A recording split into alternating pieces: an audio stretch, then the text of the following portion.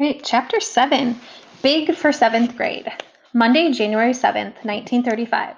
Now I get to walk into a school where I don't know anyone. Correction, I don't know anyone except a piece of work named Piper. One enemy, the rest strangers. This is not good. For cripe's sakes, plus it's mid-year. So everybody has made all the friends they want already. No one will need a friend except me. Was this how Natalie felt on the way to Esther P. Marinoff School? Maybe some big ladies will come along and drag me inside, kicking and screaming too. Sometimes it seems easier to be Natalie. People force her to do stuff. I have to force myself. I try to remember how I would have walked into a new class at home. I guess that's the problem right there. At home, I never would have thought about how to walk into a stupid room. I would have just done it. I take a deep breath and shove open the door. Everyone is looking up at the teacher, including Piper. Third row, second seat. The teacher is writing on the chalkboard in perfect Palmer method handwriting. I spot an empty seat and wonder if I can get away with just sitting down like I've been here all year. The teacher turns around. She's got black hair and a tight white little face, as if her skin's a size too small. And you are? She asks. Matthew Flanagan, but everybody calls me Moose. I'm Miss Bimp, she says. Looking at her roll sheet, her pencil moves down the list. Excuse me, Mr. Flanagan, but I don't see your name here. Are you certain you have the right class? 7th grade advanced English? Yes, ma'am, I say. She squints at me. Big for 7th grade, aren't you, Mr. Flanagan? Yes, ma'am.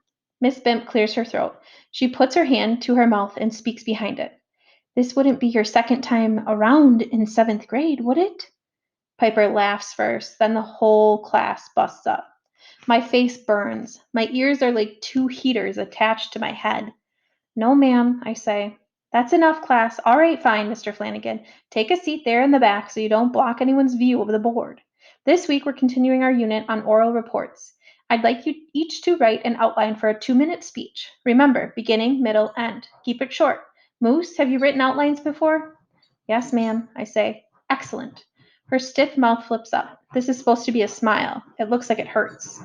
The topic for today's speech is, she writes on the board, what I did over Christmas vacation. I'll give you 15 minutes, then we'll start right here. She raps her knuckles on my row. That just figures, doesn't it? I take out my notebook. It seems like I've hardly started scribbling ideas when Miss Bimp booms. Pens down, listen up. Scott McIvely, you're first. Scott has the kind of hair that grows up instead of down. He has a friendly smile, and everything he does quickly. I don't pay much attention to what he says, but when he walks back to his seat, I see he's got a baseball glove under his desk. Within seconds, I've dipped my pen in my inkwell. Do you play ball? I write. The note travels up the row to Scout. Piper passes it up with no comment. After Scout reads it, he turns around and smiles at me. Then his head ducks down to write his response. South Field, it says when it comes back. After school today, we need players. Scout. His handwriting is big and wild. It takes up the whole backside. I can't believe my luck. I'm about to write, what position do you play, when I see Piper walk up the aisle. She waits while Scout moves his books out of her way. Even after Scout's done moving them, she still waits, like he hasn't moved them far enough, although he clearly has. Scout pushes the last little corner in, and she sails past. In front of the room, Piper still waits, like she's not going to open her mouth until she has every single person's eyes on her. She doesn't have an apron on either, which wouldn't be strange except every other girl in the class does. I sang a solo for our convicts on Alcatraz. I sang Silent Night for Al Capone, Machine Gun Kelly, Roy Gardner, and the others. There were tryouts in early December, and I was given the only solo spot. We walked around the outside of the cell house caroling, so I didn't actually see Capone this time, but I'm almost sure I heard him call out, "Sweet as a songbird." No kidding? A fat kid says. The Al Capone? Piper nods. The very same. How do you know it was him? I recognize his voice. You gotta be kidding, another kid mutters. Moose Flanagan lives on Alcatraz too. Piper smiles at me like we are best friends. Maybe he can tell you more. What the heck was that? Take that little policewoman off Alcatraz and she runs her mouth like crazy? Capone this, Capone that. Exactly what the warden said never to do. And now if I don't talk about Alcatraz, I'll look like a chump. And if I do, she'll tell Daddy on me. Score one for Daddy's little miss. The girl who comes after Piper is up front now, but everybody is so busy talking, no one notices. Miss Blimp raps her pointer stick so hard she practically breaks it before people settle down. Turns lickety split. The next, guys. I'm up now. I look at the strange faces. My arms feel too long. I try crossing them, putting my hands in my pockets, holding one arm with the other. My pants are too tight in the waist. How come I never noticed this before? My dad is the electrician on Alcatraz. I moved there, here, from Santa Monica, and the most exciting thing that happened to me this vacation was my mom didn't feel like cooking because our pans were still packed. So my dad brought home a plate of roast chicken, potatoes, and cooked carrots. I pause a minute. This wasn't what I wrote in my outline. I'm going freeform now. From the Cell House kitchen. It was cooked by a kidnapper, a two-time murderer, and a postal robber, too. Wow, somebody said. Were you scared? No, I make a scuffing noise, like this is the silliest thing I ever heard. The truth is, I was terrified. For the first time in my whole life, I skipped supper. Told my parents I had a stomach ache, which has never stopped me from eating before. He could have been killed, Piper says in a stage voice. She's shaking her head as if it's a wonder I'm here to tell this story. They tried to poison you? A girl with chipmunk cheeks asks. No, but they could have. Any of us could be poisoned at any time, Piper agrees.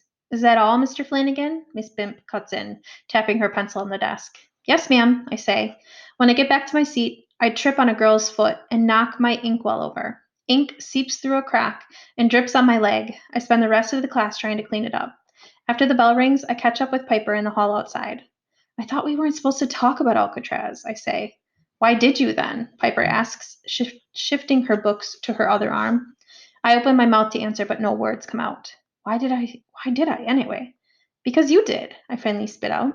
Because I did? Isn't that the sweetest thing? Piper smiles at me. I hurry to keep up with her. Piper is a good 6 inches shorter than I am, but walks faster. How can this be?